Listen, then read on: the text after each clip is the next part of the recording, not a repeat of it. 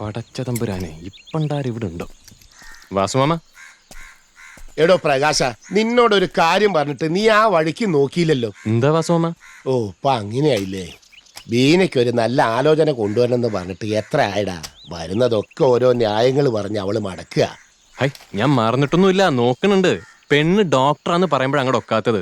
ചെക്കൻ മിനിമം ഒരു ഡോക്ടറെങ്കിലും ആകണ്ടേ? വേണമെന്നില്ലടോ. ബിസിനസ്സുകാരായാലും മതി, അവരുടെ കയ്യിലല്ലേ ഇപ്പോഴത്തെ കാലത്ത് കാശുള്ളത്. നീ ഈ പറമ്പ് കച്ചവടം പറഞ്ഞിട്ട് നാട് മുഴുവൻ തിന്നുന്നല്ലേ. കമ്മീഷൻ കൊടുക്കാന്ന് പറച്ചാ, എന്നാലല്ലേ പ്രകാശിനൊരു ഉഷാറുണ്ടാവൂ. ഇവൻ എന്താടി അന്യനാ? എന്റെ പെങ്ങളായിട്ട് തന്നെ വരില്ലേ ഇവന്റെ അമ്മ. ഇനി അഥവാ ഞാൻ എന്തെങ്കിലും കൊടുത്താൽ തന്നെ ഇവ വാങ്ങൂ.